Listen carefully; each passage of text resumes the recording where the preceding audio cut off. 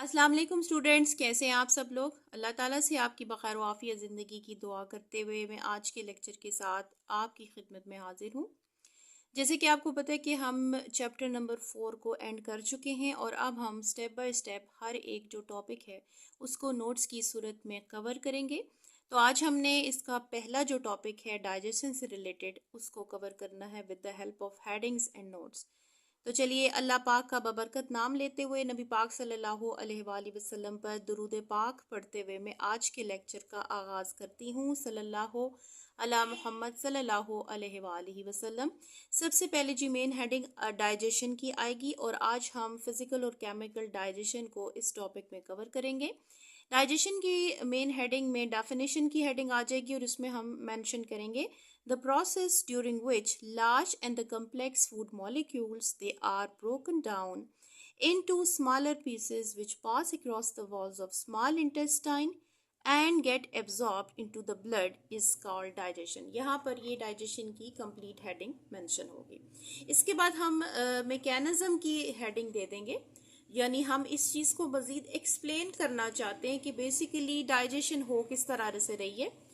ये जो फूड हम लेते हैं, द फूड वी ईट, ठीक है, कंसिस्ट जो जितना हम फूड खा रहे हैं ये बेसिकली सारा लार्ज कम्प्लेक्स मॉलिक्यूल्स हैं। The food we eat consist of large complex molecules of carbohydrates, जितनी भी चीज़ होती है, फैट्स हैं, प्रोटीन्स हैं।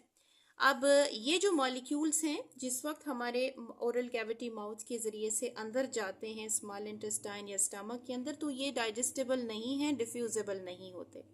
Now these molecules cannot pass across the walls of small intestine। Basic ये रीज़न है डाइजेशन की, ठीक है, for absorption into the blood, क्योंकि फाइनली आपको पता है कि ब्लड के अंदर क्या होना है, फूड के अंदर से जो एनर्जी के पार्टिकल्स हैं उन्होंने डिफ्यूज़ होकर उसमें एब्जॉर्ब होना है ताकि तमाम सेल्स को जो है वो एनर्जी प्रोवाइड हो सके पूरी बॉडी मैकेनिज्म में।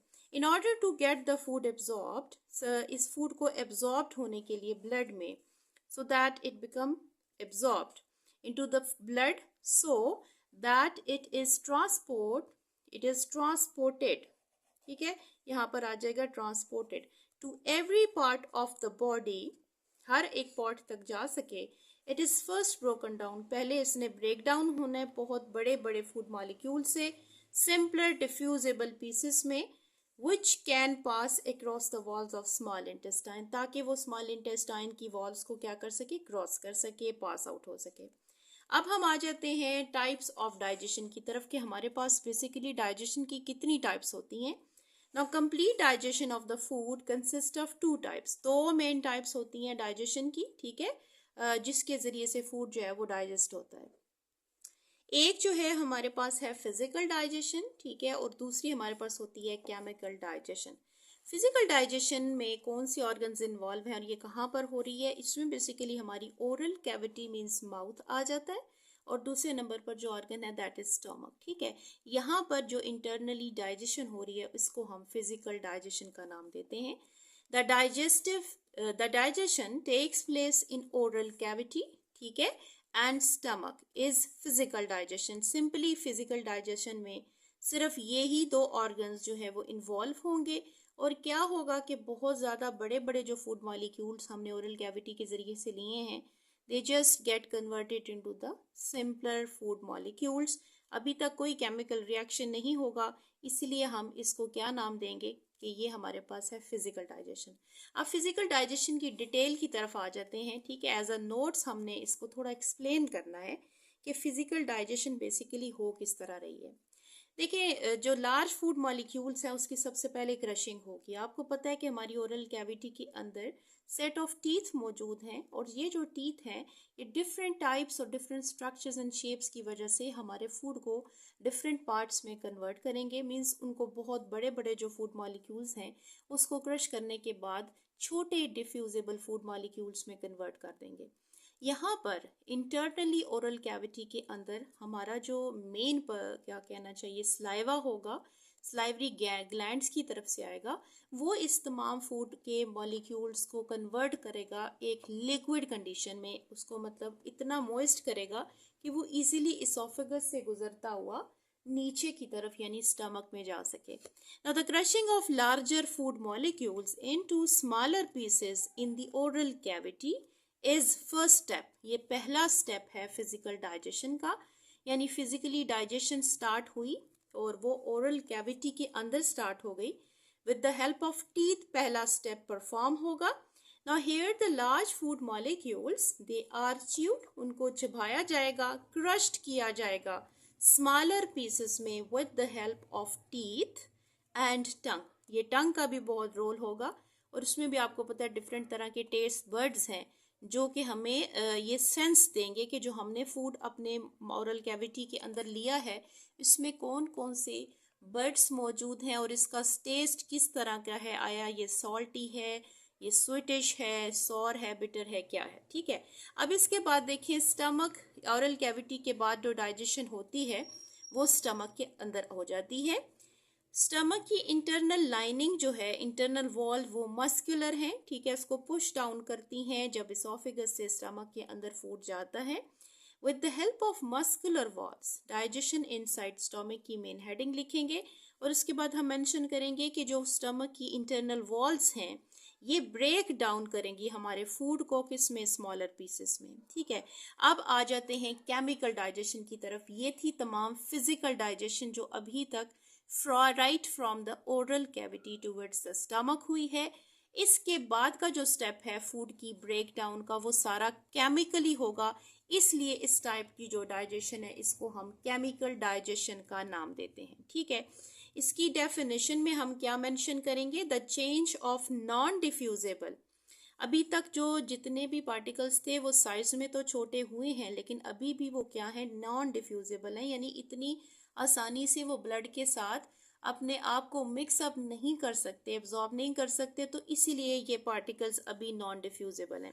द फूड मॉलिक्यूल्स इनटू डिफ्यूजेबल और सॉलेबल फूड मॉलिक्यूल्स, यानी ऐसी कंडीशन में फूड मॉलिक्यूल्स आ जाएं क्योंकि आपको पता है कि जो फूड हम लेते हैं ये डिफरेंट फूड ग्रुप्स का कॉम्बिनेशन होता है जिसमें कार्बोहाइड्रेट्स भी आते हैं, फैट्स भी आते हैं, प्रोटीन ग्रुप भी आता है। तो इन तमाम लार्जर फूड जो बेसिकली अभी तक नॉन डिफ्यूजेबल कंडीशन में है इनको डिफ्यूजेबल या सॉलेबल कंडीशन में कन्वर्ट करना बहुत ज़रूरी है। तो यहाँ इस स्टेप पे इन जो सॉलेबल या डिफ्यूजेबल कंडीशन में कन्वर्ट करने के लिए स्पेशल जो क्या कहना चाहिए केमिकल सब्सटेंसेस की ज़रूरत होगी। और ये जो प्रोसेस है the change of non diffusible food molecules का डिफ्यूजेबल या सॉलेबल फूड मॉलिक्यूल्स में with the help of enzymes, यहाँ एंजाइम्स की मदद से ये जो प्रोसेस है इसको हम क्या कह रहे हैं, that is called chemical digestion. ठीक है, अब हम देखें आपने ये टर्मिनोलॉजी यहाँ पर केमिकल डाइजेशन में पढ़ी कि एंजाइम्स की मदद से ये डाइजेशन हो रही है, तो अब हम ज़रूरी है कि हम एंजाइम्स को भी एक्सप्लेन करें। एंजाइम्स की डेफिनेशन के अंदर आ जाएगा कि these are the special types of chemical proteins. ठीक है, ये बेसिकली बाय नेचर प्रोटीन्स होती हैं जो स्पेशल केमिकल सब्सटेंसेस को प्रोड्यूस करती हैं। They are in our body, हमारी बॉडी में होती हैं, that speed up the different chemical reactions, different chemical processes को और डिफरेंट केमिकल रिएक्शंस को स्पीड अप करने का काम कर रही होती हैं। तो ये एंजाइम्स जो हैं ये बहुत ज़्यादा इम्पॉर्टेंट है हमारे chemical digestion of the food के लिए। इसमें हमारे पास जो एग्जांपल्स आएंगी वो होंगी एमाइलेज, लाइपेज, प्रोटीएज। ये तीनों क्या है, these are all proteins in nature. और आपको पता है कि फैट जो है वो फैट ही के अंदर सॉल्युबल होता है। तो यहाँ पर इन्हीं एंजाइम्स की मदद से हमारे फूड का जो फैट कंपोनेंट है वो क्या होगा, नॉन डिफ्यूजेबल से डिफ्यूजेबल फॉर्म में कन्वर्ट होगा। इसके बाद देखिए फंक्शन ऑफ एंजाइम्स क्या है। ठीक है, यही हम अब बताना चाह रहे हैं कि हमारे केमिकल रिएक्शन के जो एकम्प्लिश है वो क्योंकि एंजाइम्स हैं इसलिए हम इनका फंक्शंस मेंशन करेंगे। दे चेंज द कंपोजिशन, ठीक है, इसकी मेन हेडिंग आ जाएगी फंक्शन ऑफ एंजाइम्स है, and they change the composition of substances but they don't undergo any change in their own composition. अपनी कंपोजिशन को डिस्टर्ब किए बगैर ये जो फूड की कंपोजिशन है उसको चेंज करेंगे with the help of chemical reactions. तो ये टॉपिक आज हमने कवर किया। नेक्स्ट टॉपिक इंशाल्लाह हम ह्यूमन डाइजेस्टिव सिस्टम को in detail with the help of headings and notes discuss करेंगे। स्टेप बाय स्टेप इस पूरे चैप्टर के तमाम हम टॉपिक को नोट्स की सूरत में कवर करेंगे।